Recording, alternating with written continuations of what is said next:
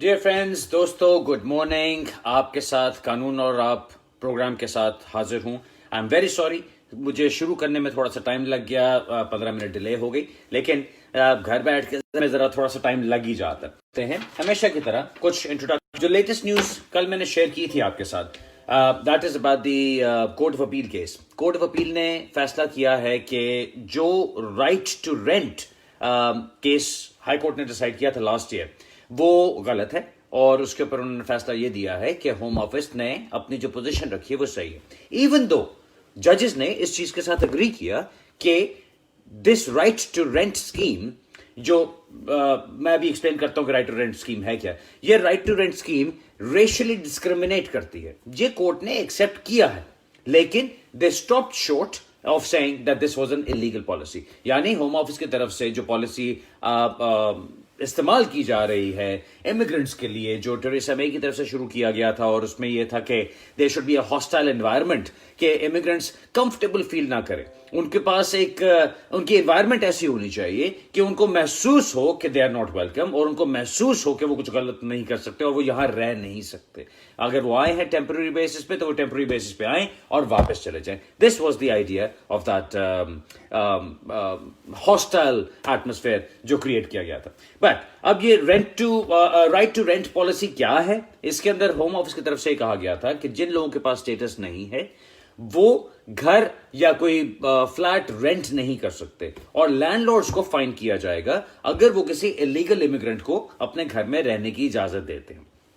Obviously बड़ी एक difficult किस्म की सिचुएशन है।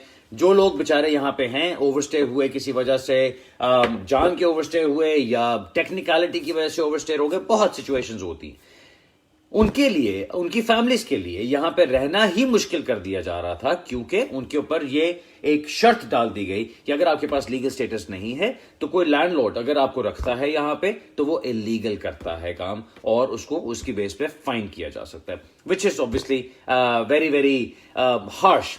लेकिन इस चीज को चैलेंज किया गया और चैलेंज हाई कोर्ट में गया, और हाई कोर्ट में जाके वहां पे उन्होंने इस चीज को डिसाइड किया कि this is a wrong policy. High court की तरफ से फैसला कर दिया गया था कि यह पॉलिसी ठीक नहीं है और इस पॉलिसी को इलीगल करार दे दिया गया था। आगे से जो नेक्स्ट स्टेप चला, उसके ऊपर अब होम ऑफिस ने अपील कर दी और कोर्ट ऑफ अपील में गए, और अब कोर्ट ऑफ अपील की तरफ से फैसला यह आया है कि नहीं, हाई कोर्ट का फैसला गलत है। सो ऑफ टू, जैसा मैंने कल भी कहा था, off to the supreme court now. अब जो मैं समझ रहा हूं और जो इंफॉर्मेशन अभी तक है वो ये है कि अब ये मैटर कोर्ट ऑफ अपील से आगे जाके सुप्रीम कोर्ट में जा रहा है, और सुप्रीम कोर्ट में जाके डिसाइड किया जाएगा कि इसका क्या करना। सो अब जब इसका कोई अपडेट आएगा तो मैं आपके साथ फिर शेयर करूंगा। फिलहाल इस वक्त जो लोग यहाँ पे रेंट करके रह रहे हैं, जिनके पास लीगल स्टेटस नहीं है, और उनके लैंडलॉर्ड्स अगर उनको तंग करते हैं या कोई बात करते हैं, तो आप उनको ये चीज बता सकते हैं कि इस वक्त लिटिगेशन चल रही है और इस पॉलिसी का भी हतमी फैसला नहीं किया गया। जब तक इसका प्रॉपर फैसला नहीं किया जाता और एक फाइनल किस्म का कानून पास नहीं किया जाता, तब तक इस चीज को लैंडलॉर्ड्स इफेक्टिव नहीं कर सकते या उनको करना नहीं चाहिए। हाँ, कानून इस वक्त जो है वो यही है जो होम ऑफिस ने रखा है कि अगर आपके पास लीगल स्टेटस नहीं, तो आप राइट्स आप नहीं रखते कि आप कोई प्रॉपर्टी रेंट करें। लेकिन इस चीज का चैलेंज अभी चल रहा है, एंड लेट्स सी कि इसका चैलेंज कहां पे चलेगा और क्या बनेगा उसके अंदर। राइट जी, 0796190008 मेरा फोन। अगर आपने फोन करना है, अगर आपने कुछ सवाल पूछना है, तो अभी आप फोन कर सकते हैं। अब फोन मेरे पास अवेलेबल है, and I am very sorry, मुझे शुरू करने में कुछ देर हो गई, एंड नजर आ रहा है मुझे कि काफी सारे फोन कॉल्स पहले से चल रही थी, और अगर आप अब फोन करना चाहते हैं तो अब फोन फारेगा। कॉल आ गई, कॉल पहली कॉल लेते हैं जी, शुरू करते हैं। बिस्मिल्लाह जी। हेलो हेलो जी, अस्सलाम वालेकुम, कैसे हैं आप? खैरियत? अल्हम्दुलिल्लाह। अली भाई, कैसे चल रहा है लॉकडाउन? लॉकडाउन चल रहा है जनाब, जैसा चल सकता है। अब थोड़ा सा दिमाग खराब होना शुरू हो गया है, थोड़ी थोड़ी अब वो ऐसी चीजें फील होने लगी कि नहीं यार, अब बहुत हो गई, अब निकलना है बाहर, लेकिन अभी भी हमें सेफ तो रहना है और इसमें चलना है। तो वजन ही बढ़ रहा है। हाँ जी, मैंने कहा घरों में बैठ के वजन बढ़ रहा है। हाँ ये भी है यार, एक्सरसाइज भी नहीं होती है। अच्छा चलें, बताएं आपका सवाल क्या है? अच्छा जी, सवाल मेरा अली भाई ये है कि मेरी सिस्टर है, वो 11 साल पहले यहाँ आई थी विजिटर, ठीक। तो वो उसको ना उधर डिवोर्स हो गई थी, तो हमने विजिटर बुलाया, तो उधर काफी वो उसको मारते पीटते थे उसके ससुराल वाले। अच्छा। मेंटली अपसेट थी, तो इधर आके फिर हमने इलाज वगैरह कराया, ठीक। हॉस्पिटल में भी दाखिल रही, हॉस्पिटल मेंटल हॉस्पिटल में एडमिट रही है, राइट। ठीक है। फिर हमने उस बेस पे एप्लीकेशन दी, मेरे अब्बू ब्रिटिश हैं, बहनें हैं सारी इधर, मैं भी अल्हम्दुलिल्लाह मेरे पास इंडेफिनेट है, तो मैंने भी अपना सारा कुछ लगाया, सब कुछ। ये उस वक्त बात है कि 9-10 साल पहले उन्होंने रिफ्यूज कर दिया, फिर हमने उसको साइड पे कर दिया कि अब नहीं होना। ये आप मुझे एक सेकंड ठहरें, मुझे अब यहाँ पे थोड़ी सी चीजें आपसे पूछनी है। नंबर 1, मुझे ये बताइए उनकी एप्लीकेशन कब की थी लास्ट आपने? लास्ट एप्लीकेशन की थी 2000 वो आई थी 9 में आई थी, 11 में की थी। अच्छा, 2011 में। और कौन सी एप्लीकेशन की थी? FLRFP जो वेल FLRO होती थी उससे, तो आपने FLRO की होगी एप्लीकेशन जी। उसके बाद कुछ और किया आपने ह्यूमन राइट्स की एप्लीकेशन के बाद? बिल्कुल कुछ नहीं किया, उन्होंने रिफ्यूज किया। नहीं, तो आपने असाइलम की तरफ क्यों नहीं लेके गए उनको? क्योंकि अगर उनको डोमेस्टिक वायलेंस का निशाना बनाया गया तो आपको असाइलम की तरफ जाना चाहिए था। अभी आपने असाइलम किया है उनका कि नहीं किया? बिल्कुल नहीं किया अभी, क्योंकि वो असाइलम इसलिए नहीं किया कि वो कहेंगे 11 साल के बाद असाइलम याद आ गया। जी, वो तो कहेंगे 11 साल के बाद असाइलम याद आ गया, लेकिन अगर उनके पास स्टेटस नहीं है तो वो स्टेटस के लिए कुछ तो अप्लाई करेंगे ना। और जो आपकी सिचुएशन जो आपने बताई है, वो सिचुएशन ये है कि उनको मारा पीटा जाता था, उनको डोमेस्टिक वायलेंस का निशाना बनाया जाता था। सो वो जो प्रॉपर चीज बनती है उसके ऊपर अप्लाई करें। ज्यादा से ज्यादा आपको जो डिफिकल्टी आएगी वो ये आएगी कि जी आपने पहले ये सब कुछ क्यों नहीं बताया। अब आप जब सारा कुछ एक्सप्लेन करेंगे कि पहले एप्लीकेशन डिफरेंट डाली थी, हमारा इरादा डिफरेंट था, वो तो ऑब्वियसली जब आप एप्लीकेशन करेंगे या असाइलम के लिए अप्लाई करेंगे तो फिर आपको अपने वकील के साथ डिस्कस करना होगा कि आपने किस तरह प्रेजेंट करना है उसको। बिल्कुल जी। एक दो चीजें मैं जिस तरफ आपने बतानी है, बताइए। एक तो ये है कि वो अभी तक स्टिल वो अंडर ट्रीटमेंट, अभी जैसे वो हमने कोशिश की कि उसकी दवाइयां चढ़ाने की, जी, जैसे वो 2 महीने के लिए छोड़ियां, वो आउट ऑफ ट्रैक होगी फिर। चले, मैं वो समझ गया जी। उनकी मेडिकल प्रॉब्लम भी चल रही है, उनका आपने कोई स्टेटस भी अभी तक नहीं हुआ हुआ। अब आपको मुझे जरा स्पेसिफिक किस्म का सवाल पूछिए, बिकॉज काफी लंबी कॉल हो गई है हमें और अभी तक हम सवाल पे नहीं पहुंचे। आप मुझे अब बताइए आपका सवाल क्या है? सवाल ये है कि अगर हम एप्लीकेशन दें जी, जांच कितने हैं, और मतलब कि अपील में तो जाहिर जाएगा या अपील राइट मिलेगा, या बस ये एक तो दो चीजें ये बता दें जी। और मैंने अपनी नेशनलिटी अप्लाई की हुई है, आजकल होम ऑफिस वाले डील कर रहे हैं, 3 महीने हो गए अप्लाई किए हुए, ठीक है। डील कर रहे हैं या नहीं कर रहे पिछले पुराने केसेस, या वो मुझे डिले हो जाएगी, मतलब 6 महीने का टाइम है, 9 महीने में हो जाएगी, हो रहा है कुछ नहीं हो रहा, बस ये बता दें। चलें, बस मैं आपको दोनों चीजें बताता हूँ। नंबर 1 जो आपने पूछा अपने सिस्टर के बारे में पूछा कि उनकी एप्लीकेशन हो सकती है कि नहीं और उनकी एप्लीकेशन की क्या चांसेस हैं। अगर आप जाएंगे दोबारा से एक ह्यूमन राइट्स की एप्लीकेशन के ऊपर, उसके ऊपर भी बात बन सकती है, लेकिन जो उनका प्रॉपर रीजन बनता है, जो उनका प्रॉपर प्रॉब्लम है, अगर आप उसके ऊपर जाएं तो बहुत बेहतर होगा। आपने मुझे बताया कि उनकी प्रॉपर जो हजरत भी मुझे फेसबुक पे कॉल कर रहे हैं, प्लीज ना कीजिए, ये फोन के ऊपर कॉल करें और वहीं पे मैं बात करूंगा। मैं आपकी फेसबुक की कॉल अटेंड नहीं करूंगा। जो बात मैं अभी यहां पे कर रहा हूं जी आपके साथ, आप अगर ह्यूमन राइट्स की एप्लीकेशन के अंदर चलेंगे, पहले आपकी एप्लीकेशन रिफ्यूज हो चुकी है, अब आपके जो रीजंस होंगे ह्यूमन राइट्स की एप्लीकेशन के, वो सिर्फ और सिर्फ ये हो सकते हैं कि वो 11 साल से यहां पर हैं, अकेली हैं, डिवोर्स्ड हैं, वो वापस जाके नहीं रह सकती, उनको सेटल होने में प्रॉब्लम होगी। ये सारे पॉइंट्स आपके बन सकते हैं, इनके ऊपर भी काम हो सकता है। पाकिस्तान में हमारा है भी कोई नहीं जी, ठीक है। सो इनके ऊपर भी बात बन सकती है, इसके ऊपर भी आप फाइट कर सकते हैं। जिस तरह आपने कहा कि आपको एक्सपेक्ट यही करना होगा कि ये अपील में जाके काम होगा, नंबर 1। नंबर 2 पॉइंट आपका कि मैं ये आपको सजेस्ट करूंगा कि अगर किसी का एक्चुअल जो सिचुएशन, सिनारियो, सर्कमस्टांसेस उनके अगर डोमेस्टिक वायलेंस के हैं, तो बहुत बेहतर है कि आप उनको डोमेस्टिक वायलेंस के ऊपर असाइलम करवाइए, क्योंकि वो ही सही बात बनती है। अब जो रीजंस होते हैं कि जी क्यों पहले नहीं किया, उसके ऊपर आप डिस्कशन कर सकते हैं। अगर फॉर एग्जांपल मैं अपने क्लाइंट के साथ बात करता हूं, मैंने बड़े केसेस ऐसे किए हैं जहां पे कोई 10 साल के बाद 10 साल से यहां पे रह रहे हैं, कोई 5 साल से रह रहे हैं, किसी को उससे भी ज्यादा टाइम हो गया, और फिर जाके वो असाइलम करते हैं। उनके फिर रीजंस बताने पड़ते हैं और उसको एक्सप्लेन करना पड़ता है। ऑब्वियसली आप जब एप्लीकेशन करते हो, आप जब जाते हो अपने स्क्रीनिंग इंटरव्यू के लिए या आप जब जाते हो अपने फुल इंटरव्यू के लिए, तो अपने वकील के साथ मशवरा करके जाते हैं ना, तो आपको फिर वहां पे सारा कुछ समझा के, बता के, एक्सप्लेन करके फिर भेजा जाता है। सो नंबर 1 तो ये आपने समझना है कि मेरे मुताबिक उनका असाइलम करना बेहतर होगा रादर देन ह्यूमन राइट्स के ऊपर चलें, बिकॉज ह्यूमन राइट्स के ऊपर आप सिर्फ 2 चीजों के ऊपर लड़ सकते हैं। नंबर 1 आर्टिकल 8 कि आपकी एक फैमिली और प्राइवेट लाइफ यहां पे बन गई है। नंबर 2 जो आप आर्ग्यू कर सकते हैं पैराग्राफ 276 ADE 6 के अंदर आर्ग्यू करेंगे कि देयर आर सिग्निफिकेंट डिफिकल्टीज जिनका उनको सामना करना पड़ेगा अगर वो वापस आती हैं। ये दोनों चीजें उनके लिए इससे मुझे वीक नजर आती हैं, क्योंकि इतने साल से वो ओवरस्टेयर हैं और उनका पहले भी काम नहीं हुआ।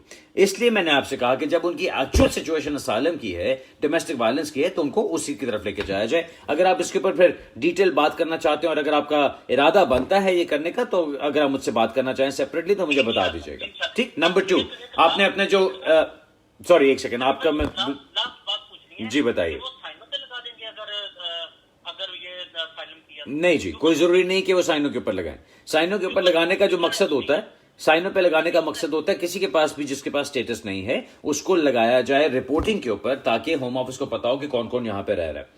अगर आपकी सिस्टर यहां पर हैं, इतने साल से रह रही हैं और उनकी मेंटल हेल्थ प्रॉब्लम्स भी चल रही हैं, उनकी मेडिकेशन भी चल रही है, आपके पास वो भी बड़ा एक स्ट्रॉन्ग रीजन बनता है जिसके ऊपर आपको रिपोर्टिंग पे शायद ना लगाया जाए, या अगर लगा भी देते हैं तो आप रिपोर्टिंग से अपने आप को हटा सकते हैं, रिक्वेस्ट कर सकते हैं। So that is the other thing. अब आपके मैं दूसरे सवाल के ऊपर आता हूं, जो आपने नेशनलिटी की बात की कि आजकल काम हो रहे हैं कि नहीं। भाई एक सिंपल बात है, ये पिछले 4 हफ्ते से 5 हफ्ते से जो हालात चल रहे हैं ये पहले किसी ने नहीं देखे, ना किसी को पहले से पता है। होम ऑफिस की तरफ से जो टाइम फ्रेम दिया जाता है 3 मंथ्स के अंदर नॉर्मली नेशनलाइजेशन एप्लीकेशंस आ जाती हैं। अभी इस वक्त क्या हो रहा है, ऑब्वियसली कोई ना कोई डिलेज हो रही हैं, लेकिन इसका मतलब यह नहीं कि काम नहीं हो रहा। हमारे पास रोज पोस्ट आती है, रोज डिसीजंस आते हैं, फैसले हक में भी आ रहे हैं, फैसले खिलाफ भी आ रहे हैं। जिस तरह हमेशा पहले चीज चलती रही वही चीज चल रही है। इस वक्त डिफरेंस क्या है, अपील्स सारी की सारी इस वक्त केस मैनेजमेंट रिव्यू में गई हुई हैं। यानी उन्होंने कहा कि जी हम इनको देखेंगे, प्रैक्टिस डायरेक्शंस आ रही हैं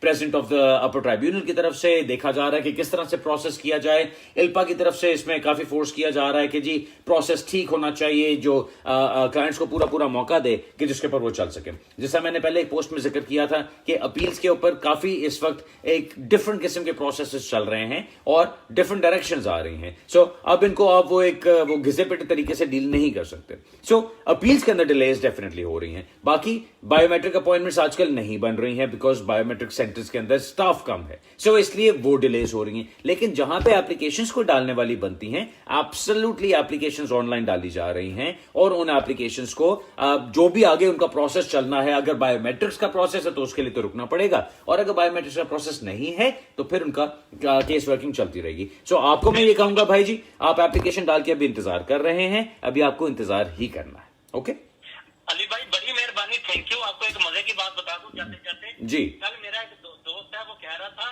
कि इतने बंदे यहाँ मर रहे हैं, इलीगलों को भी ये लीगल करते हैं, उनकी कमी पूरी हो जाएगी। ओह माय गॉड, उनको वो कमी पूरी नहीं करनी जी। वो तो ये कह रहे हैं कि अच्छा जी जो लोग बेचारे अब इस दुनिया से जा रहे हैं उनकी जगह अब खाली हो रही है तो बोझ ही कम होगा उनके ऊपर। अच्छा हाँ जी, चले ओके भाई, thank you very much. I hope मैंने आपको बहुत डिटेल जवाब दे दिया है, आपके ऑलमोस्ट बड़ी जवाब ओके ओके जी, चले ऑलराइट जी, अल्लाह हाफिज अल्लाह हाफिज। ओके नेक्स्ट कॉल लेते हैं जी, जैसे ही आती है और साथ ही आ गई है जी। हेलो जी, वालेकुम सलाम। भाई साहब, मेरा एक छोटा सा क्वेश्चन था कि मेरा एक्सटेंशन जाना है 26 जून को, 10 बेस पे 3rd एक्सटेंशन है। ओके, लेकिन मसला ये कि मेरे फाइनेंशियल कंडीशन बहुत बड़ी हुई है, क्योंकि मैं एक डिजीज में हूँ 5 साल से, तो सर्जरी भी होनी है। और 7 फरवरी से मैंने जॉब स्टार्ट की थी, लेकिन कंफर्मेशन ही छुप गई। ठीक, उनको सिक नोट दे रहा था, लेकिन उस पर कोई मुझे नहीं आ रहा, मतलब लेकिन मैंने ऐसे सिक्योर उसके लिए उनको सिक नोट भेज रहा था जी। लेकिन अब प्रॉब्लम ये कि मेरे फाइनेंशियल इश्यूज भी ऐसे हैं और होमलेस भी हूँ, अब दोस्तों के पास हूँ जी, तो कभी किसी के पास कभी किसी के पास, तो अब मैं क्या करूँ, मुझे बताएं। क्योंकि मेरे पास आप पहले मुझे ये बताइए, आपको जो स्टेटस मिला हुआ है वो किस बेस पे मिला हुआ है? ह्यूमन राइट्स बच्चों के बच्चों की बेस पे। ओके, और बच्चों के साथ कांटेक्ट चल रहा है आपका? जी कांटेक्ट चल रहा है। बस ठीक है, दैट्स द इंपॉर्टेंट थिंग। अब जी सिंपल बात है, आप अकेले सिचुएशन में नहीं है, बहुत सारे लोग इस तरह की सिचुएशन में हैं और हर जगह पे लोग सफर कर रहे हैं क्योंकि बिजनेसेस बंद पड़े हैं, काम बंद पड़े हैं। ऑब्वियसली लोग कहां से खाएंगे और कहां से कमाएंगे। सो डिफिकल्टीज तो हर जगह पे चल रही हैं। मैं जो अपने क्लाइंट्स को बता रहा हूं और सजेस्ट कर रहा हूं वो ये कि आप पहले एक फी रिमिशन एप्लीकेशन डालिए, जिसमें आप उनको बताइए कि जी क्या सिचुएशन चल रही है, मुझे इस एप्लीकेशन के लिए फीस माफ की जाए। बिकॉज इस सिचुएशन में रहते हुए मैं अफोर्ड नहीं कर सकता कि मैं फीसें पे करूं, ना ही मैं अफोर्ड कर सकता हूं कि मैं अपनी फैमिली लाइफ को छोड़ दूं और मैं यहां से चला जाऊं। सो उसकी बेस पे आपको फी रिमिशन एप्लीकेशन डालनी चाहिए। फी रिमिशन कीजिए, आपको रिमिशन अगर अलाउ हो जाती है तो आपको एक कोड नंबर मिलेगा, वो आप अपनी एप्लीकेशन के अंदर इस्तेमाल कर सकते हैं। जब आपने अपनी एप्लीकेशन सबमिट करानी है एक्सटेंशन की, उस वक्त आप वो कोड नंबर वहां पे डालेंगे और फिर आपकी एप्लीकेशन चली जाएगी आगे। ओके, मेरी तरफ से आपको यही होगा कि परेशान मत होइए या इसमें स्ट्रेस में ना आइए या पैनिक में ना जाइए। सिंपल बात है, बहुत सारे लोग इस सिचुएशन में हैं और होम ऑफिस भी इस चीज को समझेगा। उनको समझना पड़ेगा कि अगर कोई बंदा एक्सटेंशन के लिए अप्लाई कर रहा है और वो अफोर्ड नहीं कर सकता क्योंकि हर तरफ से एक सख्ती हो गई हुई है, तो उसके लिए कुछ ना कुछ तो करना चाहिए उनको। एंड दैट इज वाई मैं हमेशा अपने क्लाइंट्स को अभी यही सजेस्ट कर रहा हूं कि आपको फी रिमिशन एप्लीकेशन डालनी चाहिए। आप फी रिमिशन एप्लीकेशन डालें जी, आप 2-3 हफ्ते का आप टाइम रखें इसके अंदर। सो मैं हमेशा ही कहूंगा आपको कि अगर आपका जून के अंदर, जून आपने कौन सी डेट बताई, 6 जून बताई, 22 जून, अच्छा 22 जून को अगर आपका वीजा खत्म हो रहा है और आपने एक्सटेंशन के लिए अप्लाई करना है तो एनी टाइम आफ्टर 25 मई आप अपनी एप्लीकेशन डाल सकते हैं। सो मैं आपको अभी सजेस्ट करूंगा कि अभी हम 23 अप्रैल पे आ गए हैं, फर्स्ट वीक ऑफ मई में आप अपनी एप्लीकेशन डाल दीजिएगा रिमिशन की। ठीक है, वेल चेंज ऑफ कंडीशन के लिए आप जाना चाहें तो वो एक बिल्कुल डिफरेंट बात है। चेंज ऑफ कंडीशन का मतलब है कि आप कह रहे हैं कि जी मुझे बेनिफिट्स अलाउ किए जाएं और मुझे यहाँ पे अब मेरी जो कंडीशंस हैं उनको चेंज किया जाए। हम अभी कंडीशंस चेंज करने की बात नहीं कर रहे। सर्जरी होनी है, सर्जन का लेटर है, क्योंकि उसके बाद मुझे पेमेंट की बहुत जरूरत है, इन्फेक्शन चार्जेस है। राइट, तो वो लॉन्ग टर्म 3 केसेस पे वेल अगर आप चेंज ऑफ सर्कमस्टांसेस की एप्लीकेशन करना चाहते हैं that is a completely different application, आप वो भी कर सकते हैं। उसके अंदर आपका मेडिकल एविडेंस आएगा, उसके अंदर आपकी आर्ग्यूमेंट्स आएंगी, उसके अंदर जरा कुछ और चीजें आ जाती हैं। सो अगर आप वो करना चाहते हैं तो मैं तो अभी काफी एप्लीकेशंस कर रहा हूं, पिछले हफ्ते ही मैंने एप्लीकेशंस जमा करानी शुरू की हैं। सो अब देखिए उनका जवाब कब आते हैं और वो क्या कहते हैं, लेकिन डेफिनेटली चेंज ऑफ कंडीशंस की एप्लीकेशंस हम कर रहे हैं। ओके, ठीक है। तो अच्छा एक छोटी सी सॉरी, क्योंकि मैं अब इनके पास कुछ दोस्तों के पास गया ना जी, उनसे मैंने रिकमेंडेशन लेटर जब खाया, वो लेटर नहीं दे पा रहे, कुछ उनके इश्यूज हैं। मेरे भाई एक मेरी बात सुने, मैं आपको यहां पे बैठ के एक जनरल इंफॉर्मेशन दे सकता हूं। जब आप मुझे इतनी पर्टिकुलर किस्म की चीजों में चले जाएंगे ना कि जी वो लेटर नहीं दे रहे तो मुझे क्या, अब यही तो बात होती है जिसके लिए आप किसी के पास जाते हैं, किसी वकील के पास जाके कि जी मेरी ये प्रॉब्लम है, इसको रिजॉल्व करना है, तो फिर उसको रिजॉल्व किया जाएगा उसके मुताबिक। अगर आपको मेरी हेल्प की वहां जरूरत पड़ेगी तो जरूर बात कर लीजिए। ये ना करें कि यहां पे एक फोन करके फेसबुक लाइव के ऊपर आप कोशिश करें पूरा केस रिजॉल्व कर दो। ओके, वो मुश्किल। ठीक है जी, थैंक यू वेरी मच जी। अगली कॉल लेते हैं जी। इसके बाद अगली कॉल जैसे ही आती, साथ साथ ही आ गई जी। हेलो, वालेकुम अस्सलाम जनाब, ज्यादा देर इंतजार तो नहीं करना पड़ा आपको? सर बहुत सर 200 बार सर कॉल मिलाई है सर आपको। ओह माय गॉड, 200 बार? जी सर। नहीं भाई इतनी, अच्छा चलें जी, बताइए क्या करना है। सर जी मेरा नाम बिलाल है सर। सर मेरा सवाल ये सर कि मेरा भी डेरिवेटिव लीव के लिए मैंने अप्लाई किया तो रिसीव हो गया था। अच्छा, कोर्ट अभी अपील आई है, लेकिन 28 मई को आज, लेकिन वो अर्जेंट हो गई है, ठीक, तो नई डेट देंगे जी। तो मैं ये पूछ रहा हूँ सर कि जो डेरिवेटिव लीव है सर उसमें 5 दिन का वीजा मिलता है, तो उसके बाद आके इंडेफिनिट मिल सकता है या खाली ये इसका प्रोसीजर मतलब क्या होता है आगे जाके, मतलब क्या अगर 5 साल का तो वीजा मिलता है उसके बाद आपको इंडेफिनिट मिल सकती है जी? ओके, बस ये सवाल है आपका? बस ये सवाल है। ओके, सबसे पहले इसको समझ लीजिए कि डेरिवेटिव राइट होता क्या है। डेरिवेटिव राइट है, जब हम यूरोपियन रेगुलेशंस की बात करते हैं उसके अंदर हम कहते हैं कि जी कुछ आपके डायरेक्ट रिलेशंस होते हैं, कुछ आपके इनडायरेक्ट रिलेशंस होते हैं, या आपके एक्सटेंडेड फैमिली मेंबर रिलेशंस होते हैं।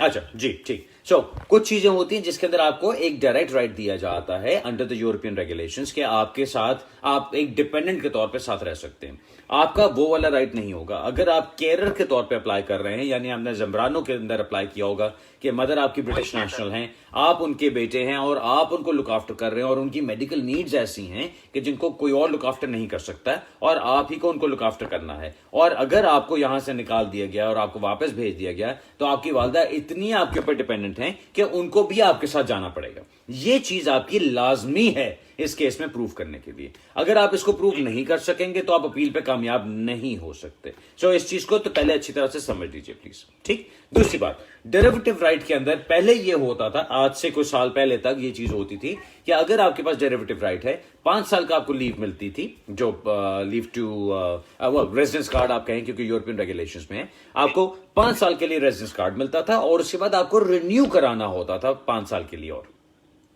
जब 10 साल आप लीगली गुजार लेते थे तो फिर आप इमिग्रेशन रूल्स के तहत जाके एप्लीकेशन कर सकते थे कि जी मैंने 10 साल लीगली गुजारे हैं, अब मुझे पैराग्राफ 276 के तहत इंडेफिनिट लीव दे दी जाए क्योंकि मैंने 10 साल लीगली कंटिन्यूअस रेजिडेंस यूके में गुजारा। पहले ये चीज थी, अब चीज डिफरेंट कर दी गई है। अब जब से ब्रेक्सिट की बात चली और सारा कुछ चला तो उन्होंने कहा कि जी अब हमने इसको लंबा नहीं करना। सो अब डेरिवेटिव राइट्स के ऊपर अगर आपको 5 साल की लीव मिली हुई है तो आप इंडेफिनिट के लिए, इंडेफिनिट तो इमिग्रेशन रूल्स के तहत होता है, आप यूरोपियन रेगुलेशंस में हैं तो आप यूरोपियन रेगुलेशंस में जाके परमानेंट रेजिडेंस के लिए अप्लाई कर सकते हैं। So when you complete your 5 years, उसके एंड पे आप परमानेंट रेजिडेंस अप्लाई कर सकते हैं और उसके 1 साल के बाद अगर आपका सारा टाइम लीगल गुजरा हुआ है तो उसके 1 साल के बाद आप नेशनलिटी के लिए अप्लाई कर सकते हैं। क्लियर जी? अगर लेकिन ये अभी यूरोपियन अभी जो अलग हो गए उससे कोई फर्क तो नहीं पड़ेगा मुझे? नहीं जी, अभी कोई फर्क नहीं। अगर आपको उससे पहले उन्होंने एक्सेप्ट कर लिया तो यूर ऑल राइट, क्योंकि अभी तो ट्रांजिशनल अरेंजमेंट सब चल रहे हैं ना, क्योंकि यूरोप से तो हम अलग हो गए हैं, वो तो शौक पूरा कर लिया हमने। अब बात आती है कि जी इमिग्रेशन रूल्स के अंदर या बाकी लॉज के अंदर जहां जहां यूरोपियन रेगुलेशंस आती हैं उनका क्या करना है। सो उनके अंदर ये चीज कही गई है कि अगर आप यूरोपियन रेगुलेशंस के तहत अप्लाई करना चाहते हैं तो जून 21 तक का आपके पास टाइम है कि आप उसके अंदर अप्लाई कर सकते हैं। दिसंबर 31 2020 की डेडलाइन है। क्या उससे पहले पहले जो लोग यहां पर हैं या उससे पहले पहले जो लोग एक राइट्स यहां पे अक्रू कर चुके हैं वो लोग उसके अंदर अप्लाई कर सकते हैं अप टू जून 2021। ऑलराइट जी? सर अभी कोर्ट अपील सर अभी कब शुरू होंगी? अभी मतलब मेरे जज होगी तो कब तक? क्या भाई जी अभी अपील्स के लिए मेरी सारी की सारी अपील्स इस वक्त लिस्ट हुई हुई है। मैंने अभी कल यही किया, हमने कल बैठ के कोर्ट को फोन करके ईमेल्स करके सारी अपनी अपील्स को चेक किए। अभी जो आप नई अपील जमा कराएं उसके अंदर होम ऑफिस को 14 दिन का टाइम दिया जाएगा। उस 14 दिन के टाइम के 14 दिन के अंदर उन्होंने आपको बंडल अपना बना के भेजना है। उसके बाद आपने अपने स्केलेटन आर्ग्यूमेंट्स बना के भेजने हैं। उसके बाद होम ऑफिस ने फिर अपना जवाब देना आपकी स्केलेटन आर्ग्यूमेंट्स के ऊपर और किस एविडेंस को वो एक्सेप्ट कर रहे हैं या रिजेक्ट कर रहे हैं। ये नई अपील्स के साथ है। जो पुरानी अपील्स हैं, जिस तरह आपकी अपील है, उनके लिए मामला जरा डिफरेंट है। उनके लिए ये कहा गया है कि डायरेक्शंस दी जाएंगी जजेस की तरफ से कि इन केसेस को किस तरह रिजॉल्व किया जा सकता है। अगर आप समझते हैं कि आप पेपर्स के ऊपर अपने केस को रिजॉल्व कर सकते हैं तो आप स्केलेटन आर्ग्यूमेंट्स बनाइए, अपना बंडल बनाइए और होम ऑफिस को भिजवाइए और होम ऑफिस उसके ऊपर फिर अपना ओपिनियन देता है कि हम अपना केस वापस अपना विड्रॉल करते हैं अपने रिफ्यूजल लेटर का कि नहीं करते। अगर वो नहीं करते और आगे से केस आपका चलना है तो फिर जज की तरफ से फैसला ये किया जाएगा कि एक रिमोट हियरिंग पे फैसला किया जाए या ऑन पेपर सबमिशंस फैसला किया जाए। सो हर केस को उन्होंने केस बाय केस बेसिस देखना है और उसके मुताबिक फैसले होंगे। ठीक है जनाब? Thank you. योर वेलकम जी, you're welcome, you're welcome. Okay, खुदा हाफिज़ जी। ये जो अपील्स की बात मैं भी कर रहा था ये बहुत इंपॉर्टेंट है सबके लिए समझना, बिकॉज अपील्स का प्रोसेस इस वक्त बहुत टेक्निकल कर दिया गया है। मैं खुद इसको जब देखता हूं, स्केलेटन आर्ग्यूमेंट्स बनानी है और उसके अंदर आर्ग्यूमेंट्स करनी है, कोई चीज मिस नहीं होनी चाहिए। इट्स वेरी वेरी इंपॉर्टेंट कि हम इसको सही तरह हैंडल करें। अगली कॉल लेते हैं जी। जी हेलो हेलो, अपनी प्लीज अगर आप वॉल्यूम बंद तो आप मेरी बात लाइव सुन सकेंगे, वरना आप फेसबुक पे देखते रहेंगे हुजूर। जी सर, सॉरी। अच्छा जी, हाउ कैन आई हेल्प? मैं लाइव में सर साहब से बात कर सकता हूँ थोड़ा? आप लाइव बात कर रहे हैं, आपकी आवाज स्पीकर फोन पे है और अली बुखारी आपका सवाल का इंतजार कर रहा है। जी बताइए। जी जनाब बताइए, मैं सुन रहा हूँ। मुझे नहीं मालूम था, मेरा लाइन मेरे को मिल गया। गया। जी लाइव आप मिल चुके हैं, वही मैंने कहा कि अब मैं आपकी बात सुन रहा हूं और सब सुनने वाले भी आपकी आवाज सुन रहे हैं, सो बताइए। सर मेरा क्वेश्चन ये था सर, ये मैं आप यस्टरडे जो आपका जो लाइव हुआ था उधर मैंने या कानून और आप में उधर मैंने आपसे कह रहा था about the change of condition जी। तो आज सुबह मेरा आपका ऑफिस से बात हुआ था। उन्होंने मैंने उनको पूछा था जो मेरा जितने सारे डॉक्यूमेंट्स है इन्होंने के होम ऑफिस को क्या बाय पोस्ट भेजना पड़ता है अभी और ईमेल करके भेजना पड़ता है? दोनों चीजें कर सकते हैं आप। ईमेल तो नहीं है, बाय पोस्ट भी कर सकते हैं और अब ऑनलाइन एप्लीकेशन भी मौजूद है। जी आप क्या पूछना चाह रहे हैं? आप सिर्फ प्रोसेस पूछना चाह रहे हैं, क्या करना चाह रहे हैं? मैंने ऑनलाइन एप्लीकेशन के बाद जो सपोर्टिंग डॉक्यूमेंट जो भेजना पड़ता है जी, ये इनके पास क्या स्कैन करके भेजना पड़ता है या फिजिकली भेजना पड़ता है? भाई दोनों चीजें आप कर सकते हैं। आप पोस्ट भी कर सकते हैं उनको डॉक्यूमेंट्स और आप उनको स्कैन करके अपलोड भी कर सकते हैं। अच्छा ठीक है जी। ठीक है, ओके जी। चलिए, ऑलराइट, ओके जी, ऑल द बेस्ट, बाय। अभी इन्होंने सवाल तो पूछ लिया कि जी स्कैन करके भेजना है या ऑनलाइन करना है, ऐसे करना है वैसे करना है। प्लीज इन चीजों का बहुत ख्याल रखिए कि इस किस्म की एप्लीकेशन जहां पे आप सिर्फ एक फेसबुक लाइव पे या एक कमेंट्स के अंदर या किसी ईमेल के ऊपर आप एक इंफॉर्मेशन ले रहे हैं, उसके ऊपर आप 100% रिलाय नहीं कर सकते। आपको अपने केस के मुताबिक देखना है कि आपके लिए क्या चीज बेस्ट है। नेक्स्ट कॉल लेते हैं जी। जी हेलो हेलो।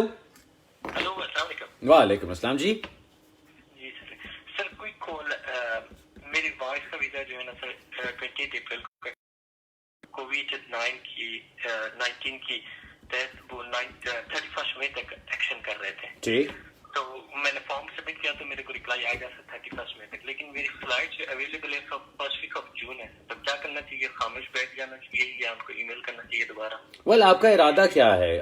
वाइफ का आपका वीजा कौन सा है? एंटरप्रेन्योर डिपेंडेंट है। एंटरप्रेन्योर डिपेंडेंट हैं। सो अभी आप क्या करना चाह रहे हैं? मतलब कहाँ पर हैं क्या? मुझे तो थोड़ी सिचुएशन समझाइए ना ताकि मैं आपको जवाब दे सकूं। मैं इनको वापस भी जाना चाहता था। अच्छा, आप उनको वापस भेजना चाह रहे हैं। सो उनका वीजा खत्म हो रहा था 20 अप्रैल को, अभी वो वापस नहीं जा सकती हैं और अब आपकी 31 मई तक एक्सटेंशन हो चुकी है और अब आपको इंतजार इस चीज का है कि अगर ट्रैवल रिस्ट्रिक्शंस खत्म हो चुकी हों तो आप ट्रैवल कर सकते हैं कि नहीं, राइट? जी सर। ओके फाइन, सिंपल बात है। उनका मुझे ये बताइए कि उनका क्या इरादा है? उन्होंने वापस जाके दोबारा आना है कि नहीं? नहीं आना है सर, दोबारा फिर से आना है। सो यानी आपके लिए आपका इमिग्रेशन स्टेटस बहुत इंपॉर्टेंट है, करेक्ट?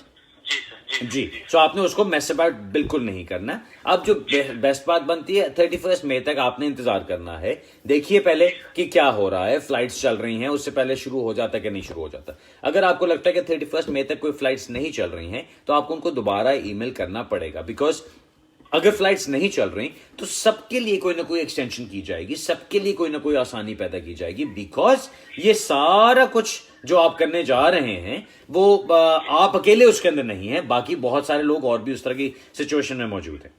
ठीक है? सो अभी मैं आपको कहूंगा please don't worry at this stage. अभी आप 23 अप्रैल पे बैठे हैं, आपको जो भी फर्स्ट फ्लाइट मिलती है, जबकि भी आपकी बुकिंग हो सकती है, उसको करवा लीजिए। अगर 31 कर सकते हैं ग्रेट, अगर 31 मई से पहले आप ट्रैवल नहीं कर सकते देन जहां से आपको अभी हुआ है एक्सटेंशन आई है वहीं पे आप दोबारा करके उनसे भी इंफॉर्मेशन ले सकते हैं। But in any event I would expect कि अगर 31 मई तक हालात बेहतर नहीं होते तो कोई ना कोई और चीज की जाएगी होम ऑफिस की तरफ से, कोई ना कोई और एक्सटेंशन, ऑटोमेटिक एक्सटेंशन दी जाएगी या आप एक्सटेंशन के लिए अप्लाई कर सकेंगे। सो आई वुड सजेस्ट कि आपने खाली हाथ नहीं बैठना हुजूर, ये तो चीज बिल्कुल गलत होगी। ये जो चीज होती है ना, लोग सोचते हैं कि अच्छा चलो थोड़ी देर ओवरस्टे हो जाएंगे तो खैर है, ये चीज आपको लॉन्ग टर्म में जाके बहुत हर्ट कर सकती है और बहुत प्रॉब्लम डाल सकती है। सो आप उस पर मत जाइएगा प्लीज, ठीक है? Alright, you are welcome, all the best, right bye. ये पता नहीं कहां से कॉन्सेप्ट एक आता है, लोग समझते हैं कि अच्छा जी 2-4 दिन ओवरस्टे हो भी जाएंगे तो खैर है, बिल्कुल खैर नहीं है। जिस दिन आपका वीजा खत्म हो रहा है उससे पहले आपने एक्सटेंशन के लिए अप्लाई करना है। अगली कॉल लेते हैं जी। जी हेलो। जी वालेकुम अस्सलाम। अली भाई उस्मान बात कर रहा हूँ मैं। जी उस्मान, एप्लीकेशन आपको चाहिए थी। मैं अपना 10 इयर्स लॉन्ग रेजिडेंसी एप्लीकेशन डालने वाला था, लेकिन अभी तो ये जो करंट सिचुएशन है इसके तो अभी थोड़ा सा हेल्प कर लिया हमने, लेकिन के पास था लेकिन तब से लेकर अभी तक कोई इनका कोई रिस्पांस नहीं आया। अभी तो यहाँ के हालात भी खराब हो गए हैं।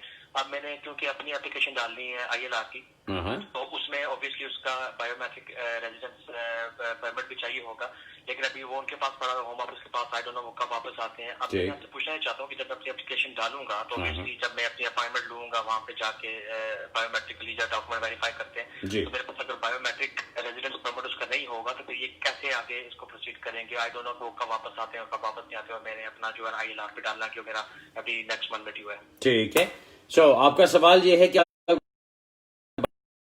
कार्ड नहीं है और आपको जाके वहां पे अपनी अपॉइंटमेंट के अंदर ओरिजिनल कार्ड दिखाना होता है तो क्या बनेगा? करेक्ट? जी जी बिल्कुल। ओके, आपके पास कॉपी है उसकी? कॉपी हो सकती है जी, कॉपी आपके पास होगी उसकी जरूर, वो कॉपी निकाल लीजिएगा। नंबर 2, आपकी वाइफ की जो एप्लीकेशन सबमिट कराई गई है होम ऑफिस को, उसकी डिटेल्स आपके पास सारी मौजूद होंगी। वो एप्लीकेशन की कॉपी साथ लगाइएगा, वो कंफर्मेशन साथ लगाइएगा कि एप्लीकेशन के साथ डॉक्यूमेंट्स कौन से सबमिट हुए हैं, और उस कार्ड की एक कॉपी साथ लगा दीजिएगा। प्लस जब आप एप्लीकेशन फॉर्म फिल करते हैं उसके अंदर एक सेक्शन होता है जहां पर लिखा जाता है कि वो डॉक्यूमेंट्स आपके कहां पर हैं, तो उसके अंदर आप बता सकते हैं कि the original document is with the home office as of such and such date. Okay, वो कर लीजिएगा, इंशाल्लाह you will be fine. Alright, जब आप जाते हैं अपॉइंटमेंट लेने जाते हैं वहाँ पे जो वो तो जेन्युइन डॉक्यूमेंट मांगते हैं, ओरिजिनल डॉक्यूमेंट मांगते हैं। नहीं जी, वो तो ओरिजिनल डॉक्यूमेंट जो मांगेंगे, अगर आपने उनको बता दिया कि मेरी एप्लीकेशन के अंदर ये वाला डॉक्यूमेंट है, देखें उसका मतलब ये नहीं होता कि जी डॉक्यूमेंट अगर उन्होंने मांगा है तो अगर नहीं है तो बस आप खत्म हो जाएं जी, फना हो जाएं, ऐसी बात नहीं होती है। आपकी हर सिचुएशन का कोई ना कोई तोड़ निकाला जा सकता है, उसका कोई ना कोई आंसर दिया जा सकता है, उसकी कोई ना कोई एक्सप्लेनेशन दी जा सकती है। सो अगर ओरिजिनल डॉक्यूमेंट आपके पास नहीं है तो आप बताइए क्यों नहीं है। अब you have a very good reason कि आपने एप्लीकेशन की हुई है होम ऑफिस को और वो एप्लीकेशन एक नॉर्मल टाइम स्केल से बहुत ज्यादा ले रही है। अगेन दीज सर्कमस्टांसेस जो आजकल हालात चल रहे हैं उसके अंदर कोई ऐसी अनहोनी किस्म की बात नहीं है कि अगर आपके पास वो ओरिजिनल डॉक्यूमेंट नहीं है। So I would not worry about it. Very last question, अगर इन केस अगर हमारे पास कॉपी नहीं, क्योंकि अभी रिसेंटली इसका डेफिनेट आया था जी, लग के आया था, तो अगर कॉपी नहीं हो हमारे पास, मैं चेक करूंगा, अगर ना हो तो फिर क्या होगा? भाई आप फिर भी जब एप्लीकेशन करेंगे तो उसके अंदर एक्सप्लेन कीजिएगा कि क्या आपकी सिचुएशन। ओके, ठीक है, ऑलराइट जी, यू आर वेलकम, अल्लाह हाफिज। लोग काफी इस चीज से घबराते हैं कि अगर ओरिजिनल डॉक्यूमेंट नहीं लगाया या फॉर्म के ऊपर एक सेक्शन है अगर उसको वहीं पे एग्जैक्टली फिट ना किया तो क्या होगा। आप अगर को देखो तो हर केस को उसके मुताबिक डील करना पड़ता है और उसके लिए कोई ना कोई आसानी पैदा की जा सकती है। अगली कॉल लेते हैं जी। जी हेलो, हेलो, अस्सलाम वालेकुम। वालेकुम अस्सलाम जनाब। जी मेरा सवाल है, आपसे पूछना चाह रहा हूँ प्लीज। जी जी बताइए, मैं सुन रहा हूँ। जी मैं 2009 सितंबर में आया था। हाँ ये तो मैं 2012 में फिर एक्सपायर हुआ, रिन्यू करवाया, और 2016 में मैंने FLR FD एप्लीकेशन की थी, तो उसमें हमने टोइक का मुझे लगा दी थी एलिगेशन, ठीक, तो रिफ्यूज कर दिया था जी, राइट ऑफ अपील भी नहीं दिया। तो फिर उसके बाद जो है ना स्टे इसी तरह था, तो रिसेंटली मैंने किया था टोइक की जो आई है जो राइट ऑफ अपील जी, हुई थी कोर्ट ऑफ अपील, इसके बारे में प्लीज कोई अपडेट कर दीजिएगा कि पॉसिबिलिटी है इसमें। आप मुझे बताइए आपने लास्ट एप्लीकेशन कौन सी की है और इस वक्त आपके पास कोई स्टेटस है या नहीं है, या क्या सिचुएशन, आपकी कोई एप्लीकेशन चल रही है आपकी कि नहीं चल रही?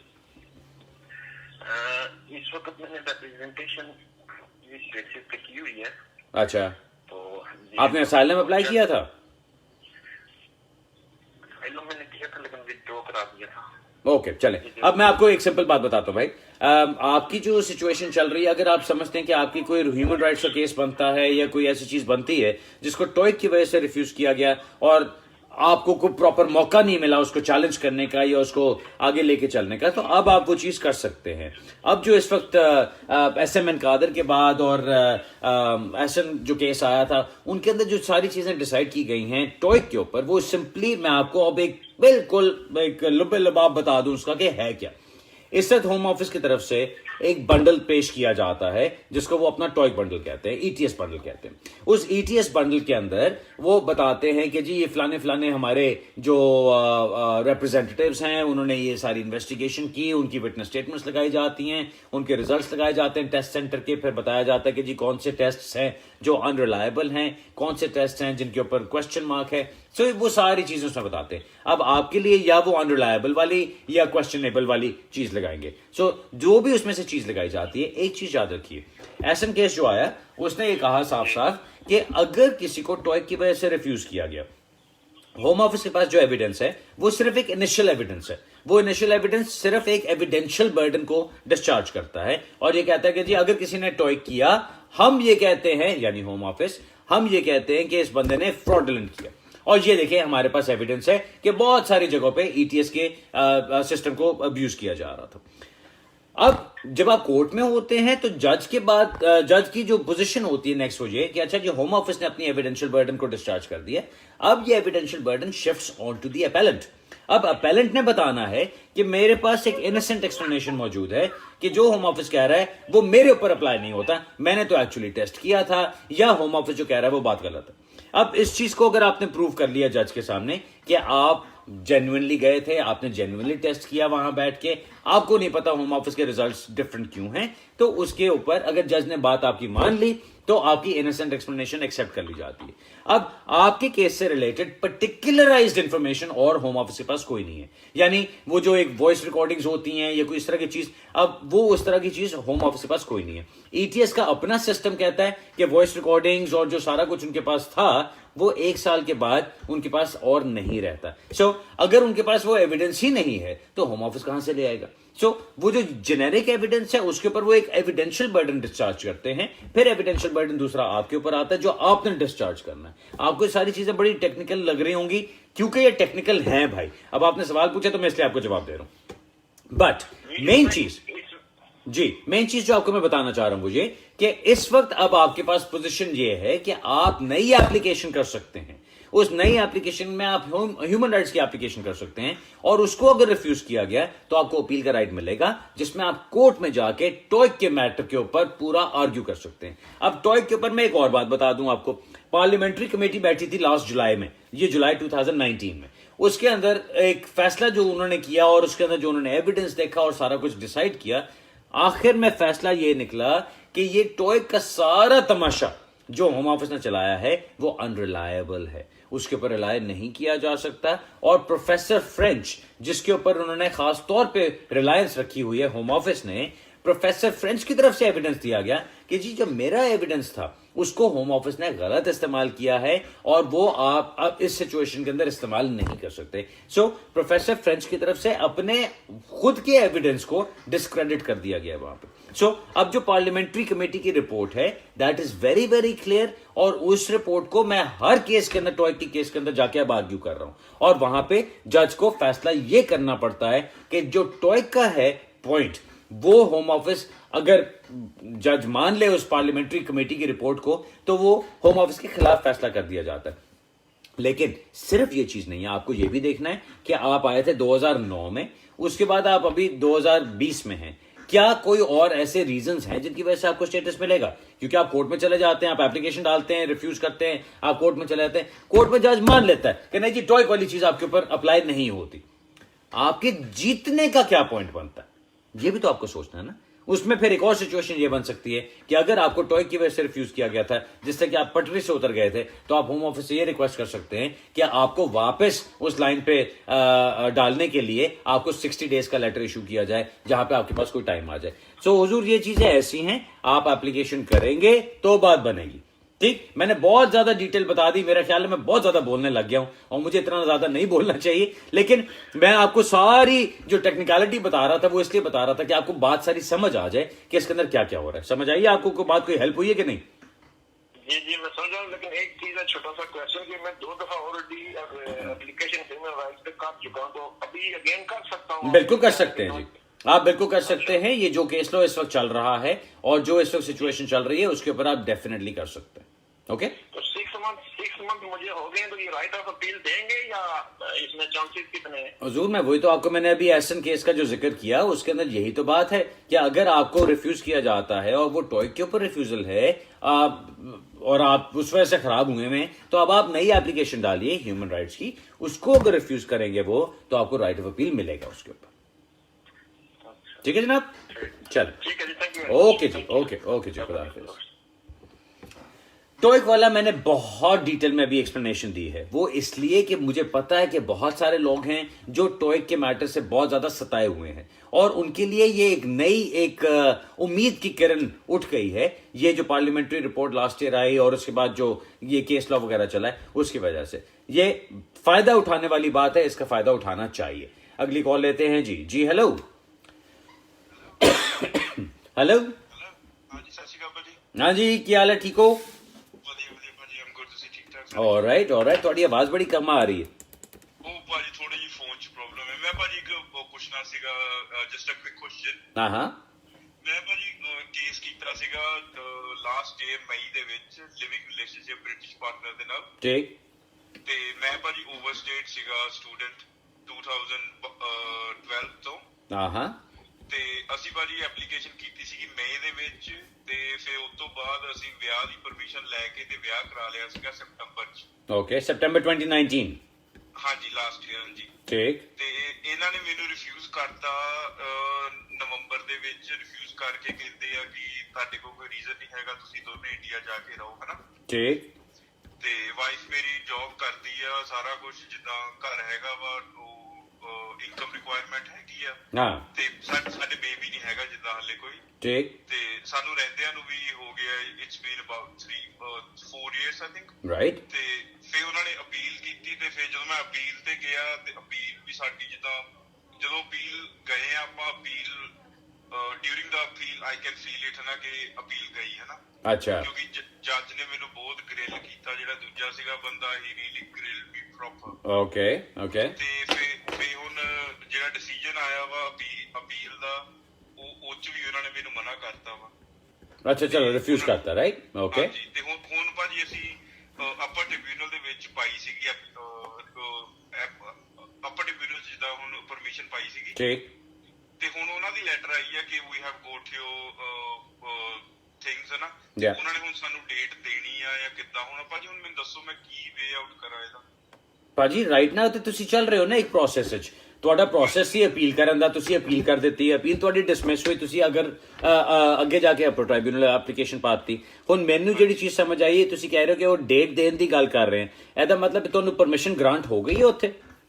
ਉਹਨਾਂ ਨੇ ਭਾਜੀ ਜਿਹੜੀ ਮੈਨੂੰ ਲੈਟਰ ਦਿੱਤੀ ਆ ਉਹਦੇ 'ਚ ਉਹਨਾਂ ਨੇ ਆਹੀ ਲਿਖਿਆ ਵਾ ਵੀ ਅਸੀਂ ਤੁਹਾਨੂੰ ਫਰਦਰ ਦੱਸਾਂਗੇ ਵੀ ਜਿਹੜਾ ਤੁਸੀਂ ਲੈਟਰ ਪਾਈ ਆ ਉਹਦਾ ਕੀ ਬਣਦਾ। ਦੇਖੋ, ਇੱਕ ਤੇ ਆਂਦੀ ਨਾ ਤੁਹਾਡੀ ਐਕਨੋਲੇਜਮੈਂਟ ਆਂਦੀ ਹੈ ਜਦੋਂ ਤੁਸੀਂ ਆਪਣੇ ਗਰਾਊਂਡ ਜਮਾ ਕਰਾਉਂਦੇ ਹੋ ਅਪਰ ਟ੍ਰਾਈਬਿਊਨਲ ਦੇ ਲਈ, ਉਹਦੀ ਐਕਨੋਲੇਜਮੈਂਟ ਆਂਦੀ ਹੈ ਕੋਰਟ ਦੀ ਤਰਫੋਂ। ਉਹਦੇ ਸਿਰਫ ਇਹ ਚੀਜ਼ ਲਿਖੀ ਹੁੰਦੀ ਹੈ ਫਲਾਨੀ ਡੇਟ ਨੂੰ ਤੁਸੀਂ ਆਪਣੀ ਐਪਲੀਕੇਸ਼ਨ ਸਬਮਿਟ ਕਰਾਈਏ, ਹੁਣ ਆਰਾਮ ਨਾਲ ਇੰਤਜ਼ਾਰ ਕਰੋ। ਠੀਕ ਹੈ, ਇਹੀ ਚੀਜ਼ ਕਹੀ ਉਹਨਾਂ ਨੇ।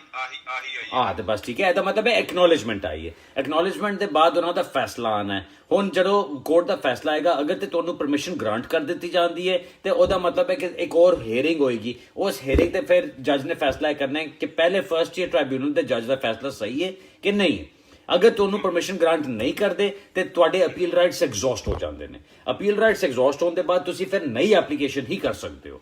ਤੇ ਮੈਂ ਤੇ ਤੁਹਾਨੂੰ ਕਹਾਂਗਾ ਕਿ ਜੋ ਤੁਹਾਡੇ ਪੁਆਇੰਟਸ ਨੇ, ਜਿੱਥੇ ਤੁਹਾਨੂੰ ਜੱਜ ਨੇ ਰਿਫਿਊਜ਼ ਕੀਤਾ ਹੈ, ਉਹਨਾਂ ਨੂੰ ਦੇਖ ਕੇ ਉਹਦੇ ਮੁਤਾਬਿਕ ਤੁਹਾਡੇ ਗਰਾਊਂਡਸ ਹੋਣੇ ਚਾਹੀਦੇ ਨੇ। ਮੈਨੂੰ ਨਹੀਂ ਪਤਾ ਕਿ ਤੁਸੀਂ ਗਰਾਊਂਡਸ ਖੁਦ ਬਣਾਏ ਨੇ ਕਿ ਕਿਸੇ ਬੈਰਿਸਟਰ ਨੇ ਬਣਾਏ ਨੇ ਕਿ ਕਿਸੇ ਮਿਕੀ ਮਾਊਸ ਵਕੀਲ ਨੇ ਬਣਾਏ ਨੇ। ਉਹ ਭਾਜੀ ਬੈਰਿਸਟਰ ਨੇ ਬਣਾਏ ਸੀਗੇ, ਪਰ ਜਦੋਂ ਆਪਾਂ ਹੀਅਰਿੰਗ ਤੇ ਵੀ ਗਏ ਆ ਉਹ ਲੇਡੀ ਸੀਗੀ, ਦਾ ਵੇ ਸ਼ੀ ਫਾਈਟ ਨੇ, ਮੈਨੂੰ ਉਦੋਂ ਹੀ ਪਤਾ ਲੱਗ ਗਿਆ ਸੀਗਾ ਵੀ ਨਹੀਂ ਗੱਲ ਬਣੀ। ਯਾਰ ਬਸ ਇਹ ਚੀਜ਼ ਮੈਂ ਰੋਜ਼ ਸੁਣਨਾ ਤੇ ਮੈਂ ਰੋਜ਼ ਲੋਕਾਂ ਨੂੰ ਕਹਿਣਾ ਕਿ ਪਲੀਜ਼ ਜਦੋਂ ਤੁਹਾਡੀ ਅਪੀਲ ਦਾ ਮਾਮਲਾ ਹੋਏ ਉਹਦੇ 'ਚ ਕੋਈ ਚਾਂਸ ਨਾ ਲਿਆ ਕਰੋ।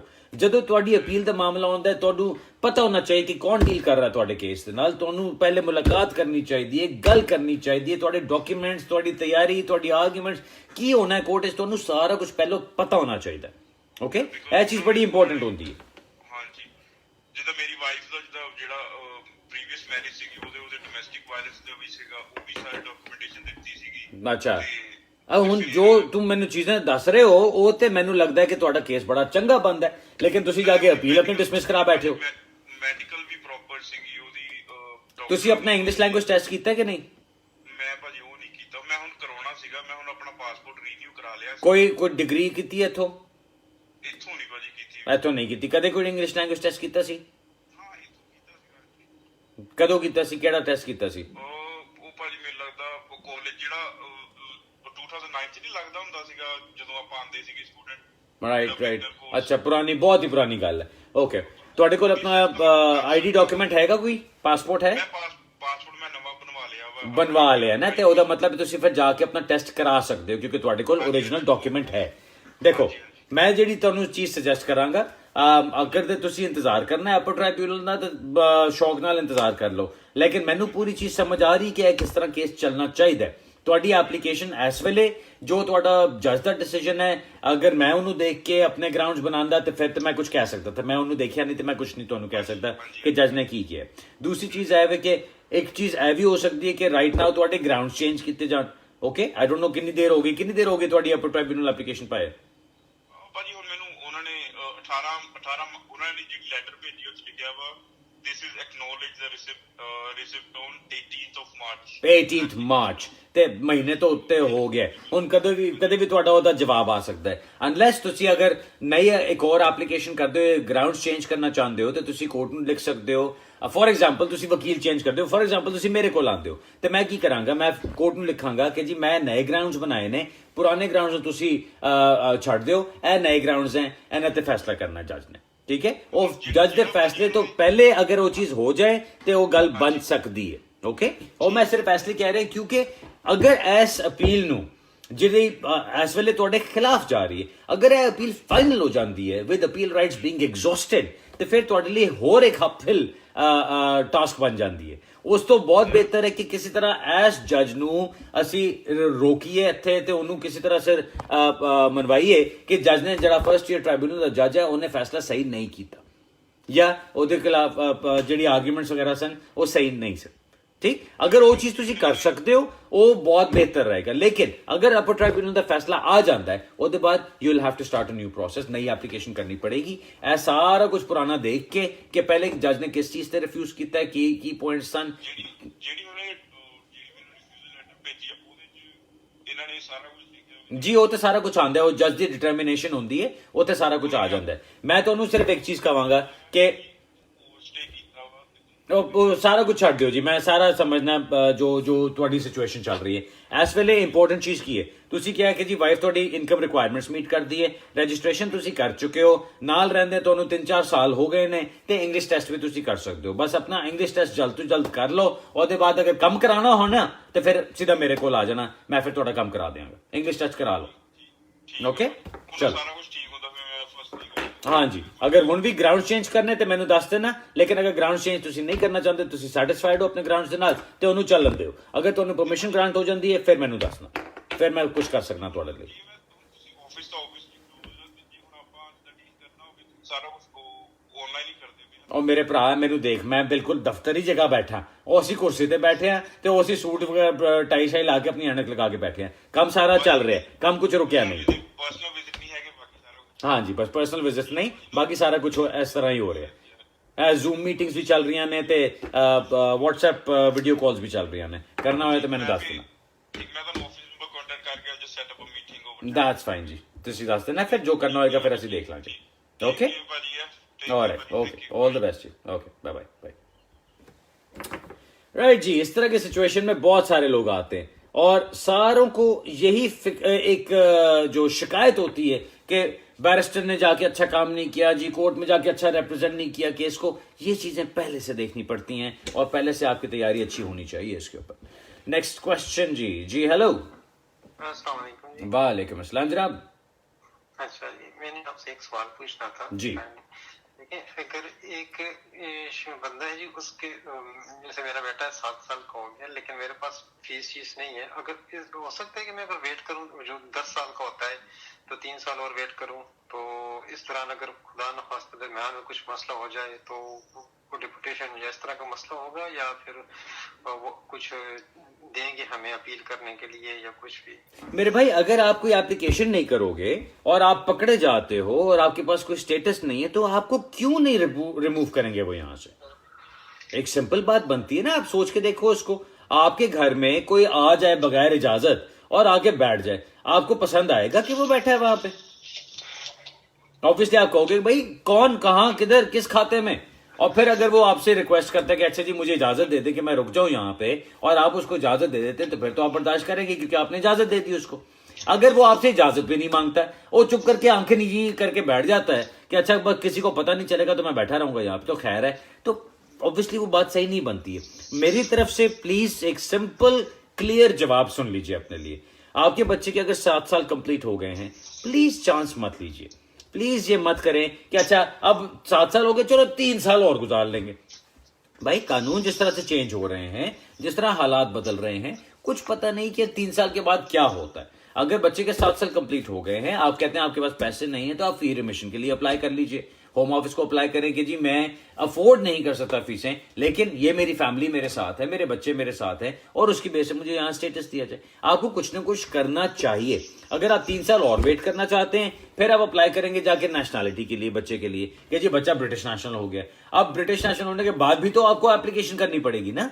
उसका मतलब ये तो नहीं कि बच्चा ब्रिटिश नेशनल हो गया तो आपको वो ऑटोमेटिकली स्टेटस लगा के भेज देंगे, वो तो चीज नहीं बनेगी। सो वो भी दिमाग में रखिए। दूसरी एक और बात ये दिमाग में रखें, अगर आपको ये कि जी वो डिपोर्ट तो नहीं करेंगे, डिपोर्टेशन और रिमूवल में फर्क होता है।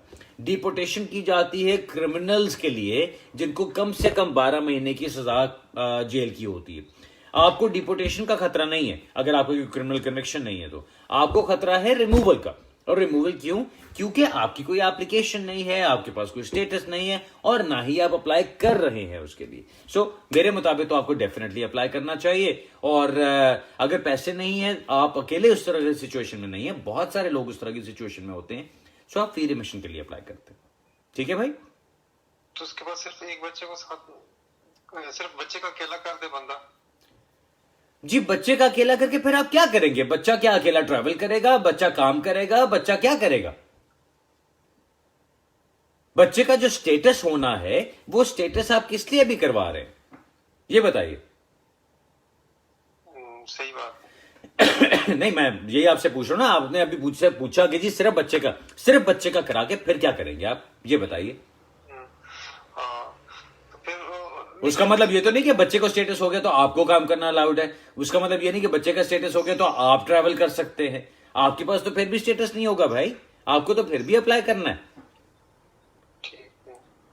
ओके, सो मेरे नजदीक आप ये जरूर कर सकते हैं कि आप एक फैमिली मेंबर का अप्लाई कर लीजिए। अगर आपने काम करना है तो बच्चे का और आपका केस कर लिया जाए, सिर्फ आप दोनों हो जाएं। अगर आप नहीं करना चाहते, आपकी वाइफ है फॉर एग्जांपल, वो करना चाहती हैं काम, या उनकी कोई जॉब शॉप चल रही है, तो आप उनका स्टेटस करवा लीजिए बच्चे के साथ। लेकिन कुछ ना कुछ करें ताकि आपको कोई फायदा तो हो। खाली बच्चे का आपने करवा के बच्चे को किधर भेजेंगे आप कि जाके काम करो तो पैसे कमा के लेकर आओ? वो तो नहीं बेचारा करेगा ना। सो आपको ये देखना कि जो भी चीज करनी है उसका आपको कोई फायदा तो हो। फायदा क्या है आपका ये सब कुछ करने का? कि आपके पास स्टेटस मिले, आप काम कर सके, आप ट्रैवल कर सके, आप अपनी लाइफ को आगे चला सके। जो पता नहीं कितने साल से आप ऑन होल्ड रख के बैठे हैं और 3 साल और ऑन होल्ड रखने को तैयार है, प्लीज मत कीजिएगा ऐसा। मैं आपको बिल्कुल मशवरा ये नहीं दूंगा। ठीक है जी, चलिए, ओके ओके, खुदा हाफिज जी, खुदा हाफिज, खुदा हाफिज। दोस्तों, मैं कोशिश तो करता हूं कि मैं आपके साथ बिल्कुल एक डिटेल में और साफ बात कर लिया करूं। मेरी बात कभी माइंड ना कीजिएगा अगर मैं कोई सख्त बात कह जाया करूं। मैं जब एक पैशन में बात कर रहा होता तो जो आपके लिए सही बात होती है वो बोल जाता होता हूं। कई दफा मेरा ख्याल है सख्त बात भी कर देता हूं, so sorry for that. Next question लेते हैं जी। जी हेलो। हेलो, अस्सलाम वालेकुम। वालेकुम अस्सलाम जनाब। जी बहुत सब क्या हाल है? अल्लाह का शुक्र, खैरियत। आप बताइए, ठीक है? जी अल्हम्दुलिल्लाह ठीक, माशाल्लाह आपका प्रोग्राम बहुत अच्छा जा रहा है और लोगों बहुत से इस्तेफादा हासिल कर रहे हैं। बहुत शुक्रिया जी। मैं अब काम तो रोज करता हूं बैठ के, और अगर मेरे काम करने में किसी का फायदा हो जाता है तो क्या बुराई। सालों से जब आपका विजन टीवी पे था उस वक्त से प्रोग्राम देख। अच्छा, आप तो पुराने देखने वाले हैं। थैंक यू वेरी मच जी, बहुत शुक्रिया। बहुत टाइम से देख रहा हूँ, फिर आप फेसबुक पे आए तब से देख रहा हूँ। हाँ। चले बताइए भाई, मैं क्या कर सकता हूँ आपके लिए? जी एक सवाल था मेरा सर। मैं स्टूडेंट वीजे पे 2011 27 फरवरी को आया था। ठीक है, बाद में आया ये थोड़ा सा टोए का मसला बन गया, उसके बाद 2-3 साल लगे उसको, वो क्लियर हो गया। तो आया मैं शार्ट करता हूँ सवाल को कि 2018 में मुझे 2.5 साल बच्चों की बेस पे वीजा मिल गया। ओके 10 साल की बेस पे, और अभी ये 7 फरवरी नेक्स्ट ईयर 2021 में एक्सपायर हो रहा है जी। ठीक, तो आया मैंने क्वेश्चन आपसे पूछना था कि मैं 10 साल की बेस पे अप्लाई कर सकता हूँ? नहीं, मुझे पहले आप ये बताइए कि आपका सारा टाइम, अगर आपका सारा टाइम लीगल गुजरा है तो फिर तो आप कर सकते हैं, लेकिन अगर आपका सारा टाइम लीगल नहीं गुजरा, कहीं पे आपका कोई गैप आया बीच में, तो फिर आप नहीं कर सकेंगे। गैप से कितना गैप तो मेरे ख्याल में नहीं होगा, ये तो आप ही बेहतर बता देंगे, क्योंकि 2015 में जब मैंने अप्लाई की थी एक्सटेंशन 14 में, तो 15 में मुझे डिटेन कर लिया गया कि आपका टोए का इशू था, तो 2-3 माह बाद रिलीज हो गया। मैंने रिव्यू किया, उसके बाद राइट ऑफ अपील मिला, अपील में मैं केस जीत गया था। ठीक, तो उसके वाइफ और बच्चे जब गए उधर, तो उन्होंने उस बेस से मेरे अपने फैसला दे दिया। बस भाई, अगर आपका सारा टाइम लीगल गुजरा है, कहीं पे आपका कोई गैप नहीं आया, कहीं पे आपकी लीगल स्टेटस में कोई ब्रेक नहीं आई, तो फिर आपका 27 फरवरी 2011 से आपका सारा टाइम फिर लीगल गुजर रहा है, देन दैट्स फाइन, फिर आप अप्लाई कर सकते हैं 10 साल की बेस पे। आया मैं ये कौन सी डेट को एलिजिबल होता हूँ? ये आया अगर फरवरी, क्योंकि देखिए, अगर आपका सारा टाइम लीगल गुजरा, आपने बताया 27 फरवरी 2011 को आप आए थे, करेक्ट? जी। सो 27 फरवरी 2011 से 27 फरवरी 2021 तक आपके 10 साल बनते हैं। अब उससे पहले आप ये कर सकते हैं कि अप टू 28 डेज बिफोर आप उस क्वालिफाइंग पीरियड में आ जाएंगे, तो आप वहां से अप्लाई कर सकते हैं। आपका क्वालिफाइंग पीरियड शुरू हो 6 या 7 फरवरी को एक्सपायर हो रहा है ये नेक्स्ट ईयर। 6 या 7 फरवरी को एक्सपायर हो रहा है, तो आपने उससे पहले फिर एप्लीकेशन डालनी होगी ना। सो आप 28 डेज पहले कर सकते हैं, तो आपके पास 30 जनवरी और 6 फरवरी के दरमियान का टाइम होगा, एक हफ्ते का टाइम, उसके अंदर आप एप्लीकेशन डाल लीजिएगा अपनी। अच्छा, उसमें डाल सकते हैं? बिल्कुल डाल सकते हैं। एक्सटेंशन ना करवानी पड़ जाए? नहीं जी, आपको एक्सटेंशन की जरूरत नहीं पड़ेगी, क्योंकि आप उस क्वालिफाइंग पीरियड के अंदर आ जाएंगे ना इसी लीव के साथ। अगर आपकी ये लीव कंटिन्यू ना हो रही होती तो आपको एक्सटेंशन करानी पड़नी थी, लेकिन आप इसी लीव के साथ उस क्वालिफाइंग पीरियड के अंदर आ जाएंगे, और क्योंकि आप उस 28 डे पीरियड के अंदर आ जाएंगे बिफोर 27 फरवरी 2021, तो फिर आप अप्लाई कर सकते हैं उसके लिए। ठीक है जी। साहब ये कोई इश्यू तो नहीं बनाएंगे जो 2-3 साल ये गैप रहा, उसके बाद वो जो अपील में केसेस? देखिए, आपका जो गैप था, मैंने इसीलिए पहले गैप की बात की ना आपके साथ। अगर आपने एप्लीकेशन की, एप्लीकेशन आपकी रिफ्यूज हुई, आपको अपील का राइट मिला, और आपकी एप्लीकेशन होने में और अपील का राइट मिलने में और अपील आपकी फाइनली आपके हक में होने में अगर 3 साल लग गए, तो वो सारा टाइम आपका सेक्शन 3C के अंदर कवर्ड होना चाहिए। अगर आपने हर दफा अपनी एक्सटेंशन अप्लाई की बगैर एक्सपायर हुए, वीजा एक्सपायर हुए, तो आप लीगल चले थ्रू आउट। अभी मैं आपको सिर्फ इतना कहूंगा जी, अभी आपका 1 साल पड़ा है, ठीक? जब आप नजदीक पहुंचते हैं उस वक्त अगर आपने मेरे पास आना हो, मेरे पास आइएगा, किसी और वकील के पास जाना हो तो किसी के पास भी, जहां पे भी आप जाएंगे उनको जाके सारा कुछ दिखाइएगा, और वो फिर आपको उसके मुताबिक गाइड कर लेंगे फिर आगे से। बिल्कुल जा सकते हैं जी। अभी तो सुपर प्रायोरिटी सर्विस के अंदर ये सारा लॉकडाउन होने से पहले हम सारी एप्लीकेशन सुपर प्रायोरिटी सर्विस में ही करवा रहे थे, क्योंकि 24 आवर्स में आपको फैसला आ जाता है, वो लोग प्रेफर करते हैं उस चीज को। ठीक है, तो भाई साहब ये सॉरी आपसे थोड़ा सा मैं टाइम ले लिया, कोई बात नहीं, बताइए। ये था कि पहली एक्सटेंशन थी 2014 में अप्लाई किया था, और मार्च में वीजा एक्सपायर होता, मैंने 2 माह पहले जनवरी में अप्लाई कर दिया था, लेकिन 2015 में जाके मुझे उसके बेस पे ले गए, घर आए जी, आपका हमने तो एक बेस पे रिफ्यूज कर दिया, तो उसके 2-3 माह के बाद मैंने जुडिशियल रिव्यू डाला व्हाटएवर, और आगे जाके फिर जो 1-1.5 साल बाद अपील का राइट मिला, राइट, तो फिर अपील में मिल गया। एक साल एक्सटेंशन थी। बस भाई जी, मैं आपको कहूंगा you have to be very careful. अभी मैं आपको इसके ऊपर हरगिज जवाब नहीं दे सकता, क्योंकि आप जो मुझे बातें बता रहे हैं, पहले आपने मुझे ये बताया कि आपका थ्रू आउट सारा टाइम लीगल गुजरा है बगैर किसी गैप के। अभी आपने मेंशन किया कि आपको कहीं जुडिशियल रिव्यू भी करना पड़ा बीच में। अब अगर जुडिशियल रिव्यू किया तो मुझे जो इससे लगता है मुझे कि आपकी एप्लीकेशन रिफ्यूज हुई, जिसमें आपको राइट ऑफ अपील नहीं दिया गया, उसके खिलाफ आप जुडिशियल रिव्यू में गए और फिर जाके कोई बात बनी। सो अगर वो उसके अंदर कोई, उन्होंने मुझे जुडिशियल रिव्यू में मुझे राइट ऑफ अपील मिला। हाँ, तो मैं वही कह रहा हूं ना, अगर जुडिशियल रिव्यू में जाके उन्होंने ये कहा कि जी हम अपना फैसला वापस लेते हैं, अपना रिफ्यूजल वापस लेते हैं, इसको हम रिकंसिडर करेंगे, अगर ऐसा हुआ तो वो सारा टाइम आपका 3C में कवर हो जाएगा। But like I said sir, जब आपका टाइम आता है उस वक्त उसको देखना होगा बड़े गौर से, और फिर एप्लीकेशन करनी होगी। बहुत शुक्रिया बुखारी साहब। यू आर मोस्ट वेलकम जनाब। Thank you very much. Okay जी, खुदा हाफिज, खुदा हाफिज। दोस्तों, आपकी पार्टिसिपेशन का और आपकी इतनी फोन कॉल्स का और आपकी इतनी एक अप्रिसिएशन का बहुत बहुत शुक्रिया। आई एम वेरी सॉरी, मुझे अब बंद करना पड़ेगा इसको बिकॉज पूरा हमारा घंटा हो गया और मैंने कुछ आगे अपॉइंटमेंट्स और भी सेट की हुई हैं। सो अभी मैं और कॉल्स तो नहीं ले सकूंगा, लेकिन अब जिस तरह मैंने पिछले हफ्ते भी कहा था और आज भी कहूंगा कि इंशाल्लाह अब ये एक रेगुलरिटी के साथ मैं प्रोग्राम किया करूंगा। ये कानून और आप इंशाल्लाह मैं इसको अब हर थर्सडे का 11 बजे का टाइम रख के लेके चल रहा हूं। कल से इंशाल्लाह रमजान भी शुरू हो रहा है, तो अब देखते हैं कि ये लॉकडाउन और रमजान का कॉम्बिनेशन क्या बनता है। सो अगर कहीं पे टाइम को आगे पीछे करना पड़ा तो मैं आपके साथ जरूर शेयर करूंगा उसको 1-2 दिन पहले, और अगर नहीं तो इंशाल्लाह अगले थर्सडे 11 बजे ही आपके साथ दोबारा मुलाकात होगी और कानून और आप लेके आगे चलेंगे।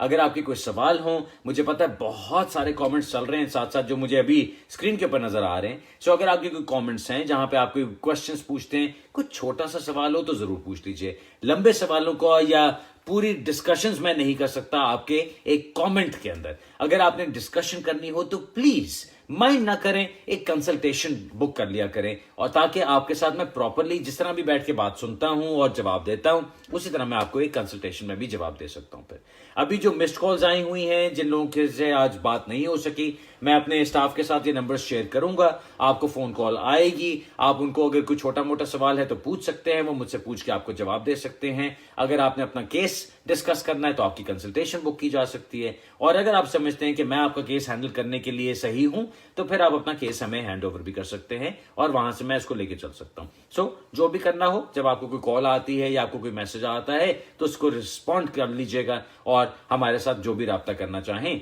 आप उसके साथ आगे लेके चल सकते हैं। अब ये जो मैंने नंबर रखा था इसके पर अभी मुझे पता है नंबर पे फोन बज रहा है, लेकिन मेरी रिक्वेस्ट अब ये होगी कि इसको please as a text only number use कीजिए। कोई टेक्स्ट नंबर कोई टेक्स्ट मैसेजेस हो तो जरूर कर दीजिएगा, मैं कोशिश करूंगा सबके जवाब दूं। ठीक है जी, बहुत शुक्रिया सुनने का, और इंशाल्लाह अगले हफ्ते मुलाकात होगी। और अगर कोई और इंपॉर्टेंट चीज हुई या कोई अपडेट हुआ या कोई बात शेयर करने वाली हुई या मैं बोर हो गया तो मैं उससे पहले आपसे दोबारा राब्ता कर लूंगा। बहुत शुक्रिया, खुदा हाफिज।